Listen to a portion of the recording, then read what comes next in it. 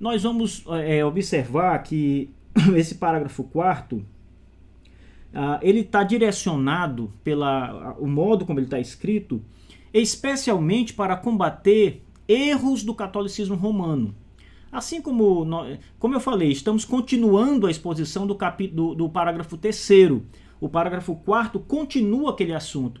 Então aqui é uma resposta que os batistas dão ao catolicismo romano e a maneira como o catolicismo romano encara o cânon das escrituras. O catolicismo tem a autoridade papal, o catolicismo tem a autoridade dos pais da igreja, a autoridade da tradição oral, a autoridade eclesiástica e os documentos dos seus encontros, dos seus concílios, né, na Santa Sé. Então todo esse conjunto de tradição para os católicos tem um peso equivalente ao peso da Escritura Sagrada. Na verdade é uma complementação. E para os batistas, nada disso importa. Para os batistas, a autoridade suprema sempre é e será a Sagrada Escritura, a Palavra de Deus.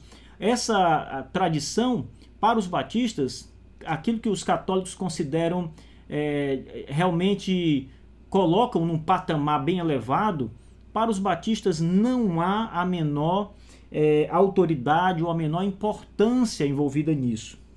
Então você nota que a ênfase que a Confissão de 1689 dá às Escrituras é que ela não depende do testemunho de qualquer homem ou igreja. Ora, o que é que vai referendar a Escritura? O que é que vai servir como testemunho para a Escritura? Nada. A Escritura, por si só, é o seu próprio testemunho. Por ser a palavra de Deus, por ser inspirada, por ser dada aos homens, ela não depende do testemunho de qualquer pessoa, de qualquer homem ou de qualquer instituição, seja a própria igreja ou qualquer outra instituição. A Escritura se autossustenta, ela é a autoridade por si mesma. Isto é, a Escritura não recebe autoridade. Ninguém confere autoridade à Escritura. Nenhum homem, nenhuma igreja, ela tem autoridade em si mesma. Esse ponto ele é muito importante, gente, porque ainda quando se afirma isso, quando a confissão afirma exatamente isso, isso ainda reflete as afirmações referentes aos livros apócrifos, né? Porque os apócrifos foram referendados pela igreja. Foi a igreja que disse que estes livros são canônicos. Perceba que até tempos atrás, esses livros não eram considerados, nem na lista canônica, nas listas canônicas mais antigas, eles faziam parte do cânon judaico. Então, esses livros foram referendados pelo catolicismo romano. E o que os batistas estão dizendo aqui é que a Escritura não depende desse tipo de testemunho, desse tipo de indicação, de alguma afirmação para que algo tenha valor. Então, não é a igreja que vai canonizar, tornar um livro canônico. Não é a igreja que vai dar autoridade a esse escrito. A igreja não transmite essa autoridade. Na verdade, a Escritura, os batistas estão assegurando aqui, tem autoridade por si só, pelo fato de ser a palavra de Deus. Não precisa de testemunho humano, não precisa de testemunho da igreja. Ora, na época da própria Reforma, e também na pós-Reforma, né, nos anos que passaram a Reforma, quando o cânon, e não apenas a autoridade papal foi evocada pela igreja, como também o testemunho de alguns pais da igreja que citaram um outro livro apócrifo. Ele citou, olha, o que eu quero dizer? O Papa referendou os livros apócrifos.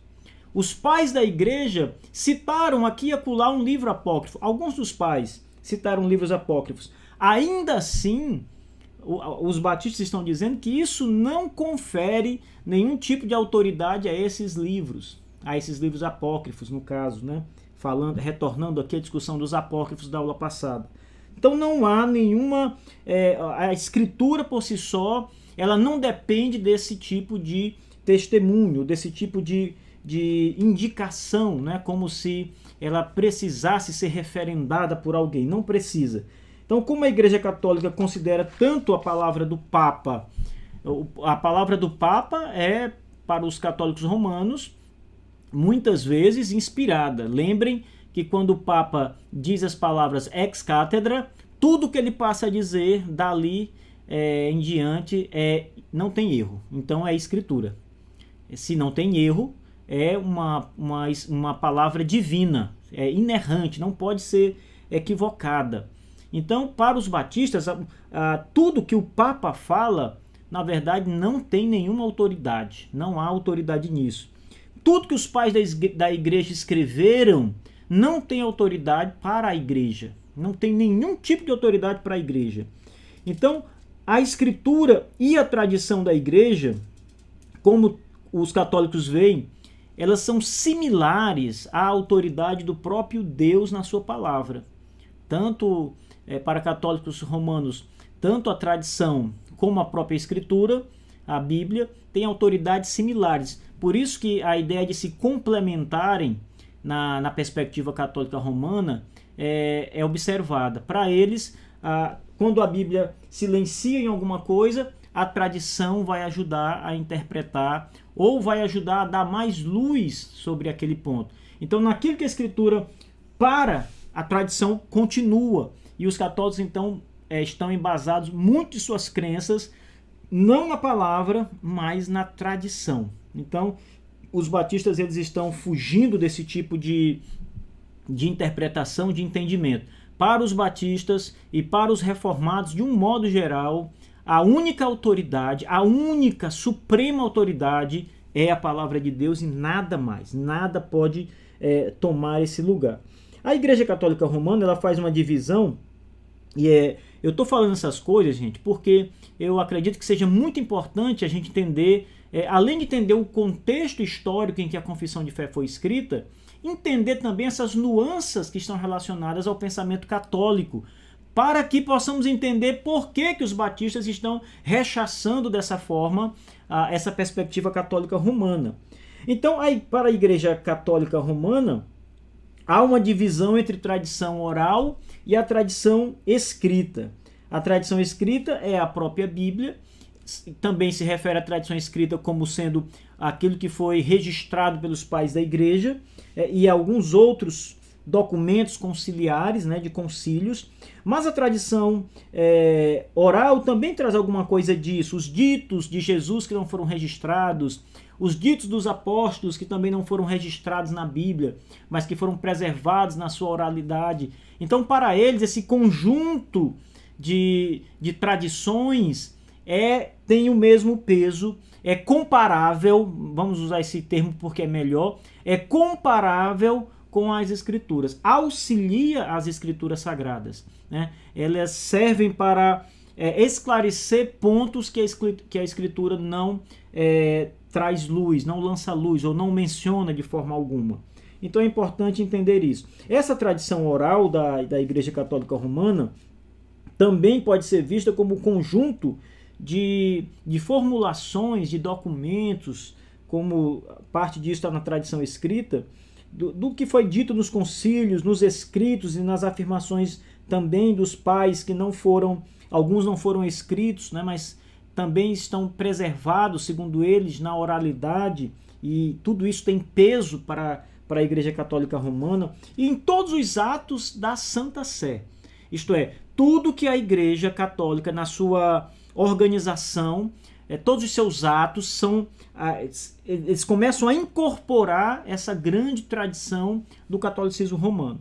Então, os batistas estão dizendo, olha, nada disso importa para nós.